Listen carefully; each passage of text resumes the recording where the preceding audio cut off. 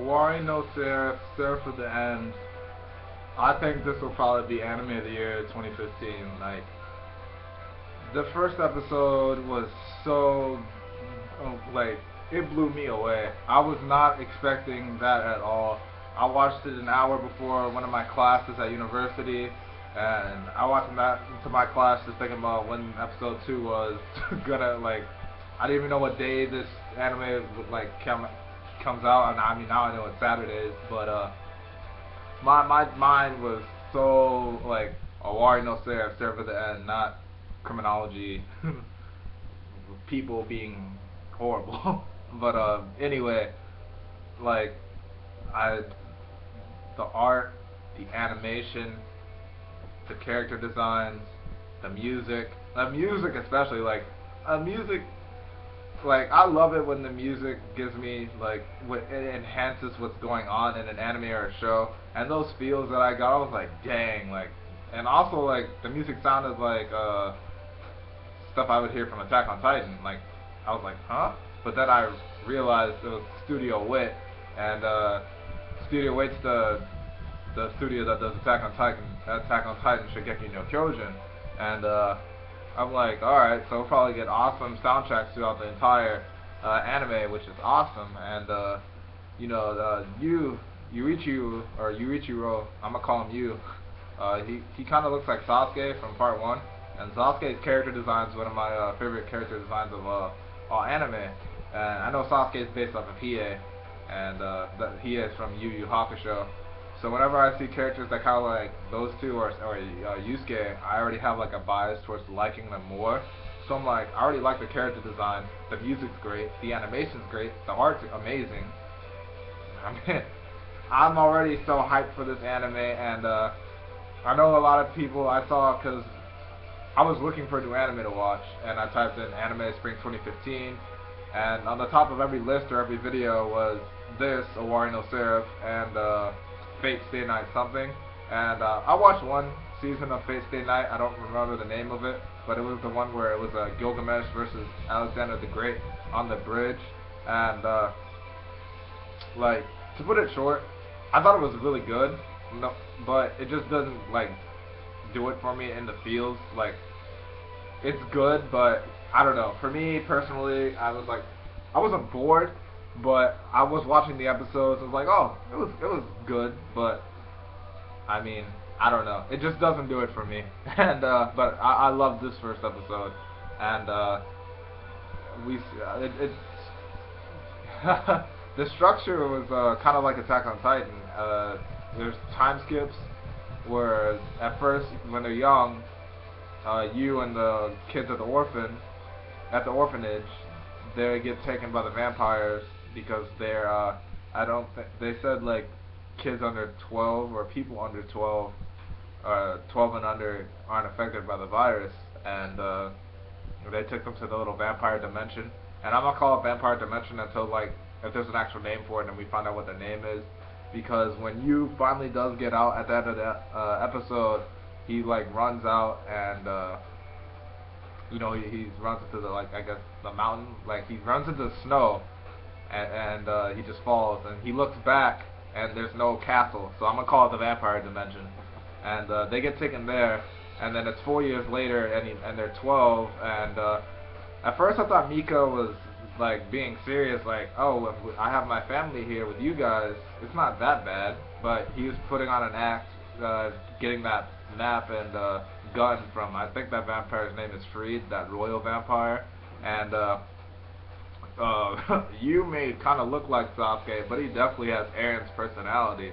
Like, he's Aaron Jr. when those vampires stepped on those two kids, and he was about to, like, he's like, I'm about to go kick their vampire ass, and like, you know, I'm getting out of here, I'm not gonna live like this. I'm like, oh, okay, that's what's up. And Mika told him to, like, watch his words because those kids really believe what he says, and he doesn't really like the word family, or because of how his parents treated him, I guess, and he doesn't even consider, well, he does, but he won't admit it, that he considered them family until the very end of this episode. The last 4 minutes of this episode had me like, if I hadn't seen Attack on Titan, or Attack on Titan wasn't first before this would have been like top 5 craziest first episodes ever. I mean, it probably still is, but the impact goes down just a little bit because of how similar it is to what happened at the end of Attack on Titan first episode. But it was still had the feels, the music. Freed literally murdered his entire family, his new family, right in front of him. And I don't think Mika is dead though, because he had his Freed stuck his hand through him, but it's an anime. Regular humans have lived a little bit worse than that. I know Mika also lost his arm, but in Tokyo Ghoul, I thought Shinohara had died plenty of times, but that dude just, you know, always on the brink of death but never dying. So I'm gonna wait and see, because the other 4 or 5, the rest of the kids were actually dead. Like, we saw that they were dead. We don't really see Mika's death. We just see him like tell you to run and like don't let our sacrifice be in vain. And you finally admits that they're his family, and I'm just like, the feels, man. I felt I was like, dang, like I really gotta wait weekly. And I'm just thinking for episode 2, not even about criminology. And I just love the art so much, like the designs and everything. This episode, to me, it gets a 10 out of 10, just like the Attack on Titan first episode.